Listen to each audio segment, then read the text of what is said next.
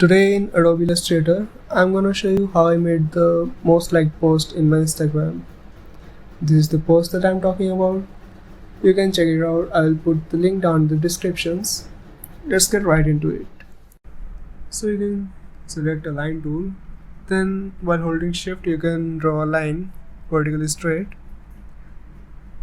Then while holding alt or option, you can drag that line. It will create a duplicate. And now that you have created a duplicate, you can use the shortcut Ctrl or Command D to redo that action, and I'll cover the entire artboard with those lines. And now you have to select all of them and hit Ctrl G.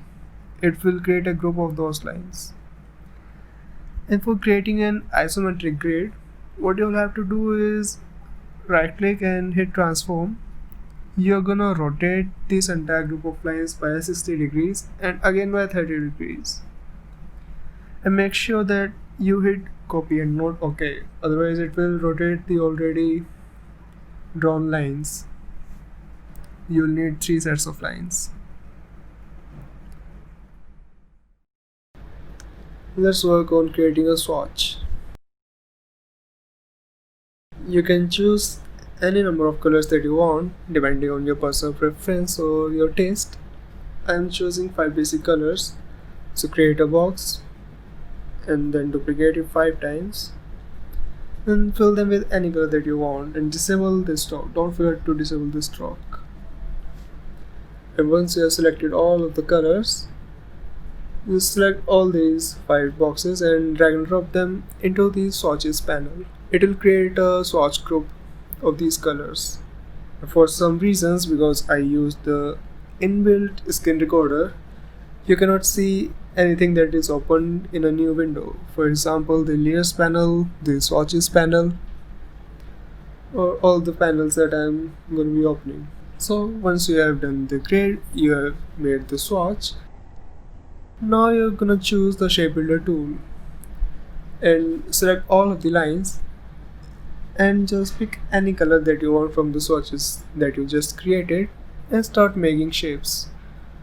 You can go random as you want, or you can be very creative and make some 3D shapes depending on the lights and shadows in your colors. The darker the color is, it can be used as the shadow part,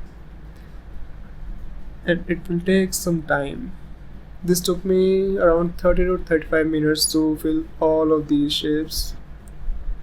And if you are trying to make something promising, like if you are trying to be creative, then it will take a lot of time for you. So I'll just speed up the process because it is very time consuming, and play some nice music in the background.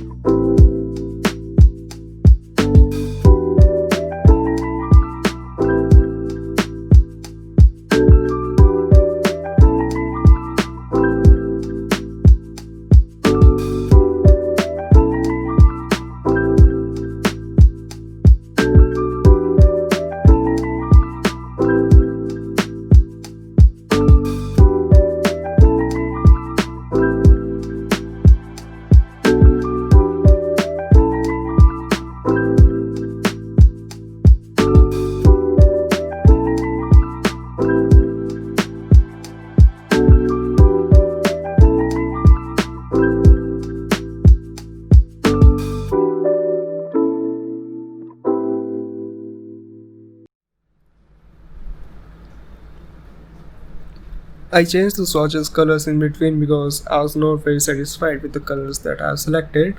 You have to disable the stroke for all the shapes and all the lines. Select all and disable the stroke. It will give you a beautiful pattern. And now create a rectangle, and don't forget to align this rectangle with the shapes, because you don't want to see those little pieces of this pattern on the edges. It will just look weird. You can turn on the object snapping from the view menu. It will help you in snapping or aligning this rectangle with the pattern. And once you have created a nice rectangle, you can select everything and right click on it and hit on clipping mask. It will create a nice clipping mask and only show what's inside of that rectangle. Once you're satisfied with it, you can enable the shadow of this rectangle. While selecting the rectangle, go into the effects, and then in style menu there is a drop shadow option, but the default shadow doesn't look very promising, right? So what I'm gonna do is change the direction and some manipulation in distance and size of the shadow, but again you cannot see it because it was in another panel, and default screen recorder does not record that. So after you are satisfied with the shadow, I made a box and then decided to add any text you want. It could be your Instagram account, your name, your company's name, anything you want. And with that text you can actually add a logo. The minimal the logo is, the better it would look, I guess. So with the word serenity, I'm gonna add a peace logo.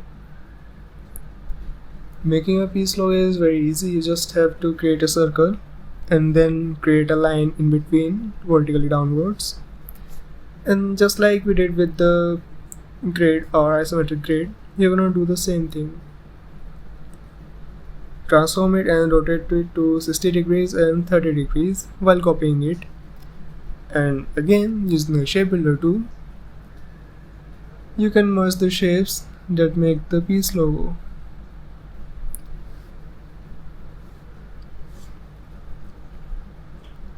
And then align everything perfectly as nice as you can, and you can see that the rectangle doesn't really go with the peace logo. So what I'm going to do is increase the radius of this rectangle so that it matches the peace logo.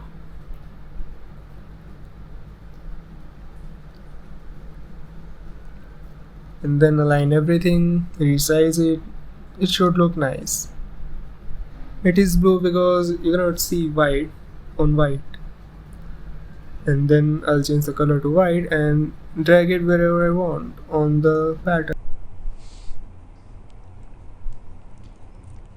I think it looks nice over here, but you cannot see the T on front of the yellow tile. And now I'm gonna create a white background. Just select the rectangle that you created and duplicate it and increase the width and height. Just maintain the scaling ratio. Transfer it to the back so that it will be behind the pattern and the drop shadow. So while you are exporting this, you can have a nice white background behind it. You can align it with the artboard that you have, and this is done. You can check out all my other posts. I am very active on my Instagram, and do let me know which tutorial you wanna see next. Like this video, share and subscribe.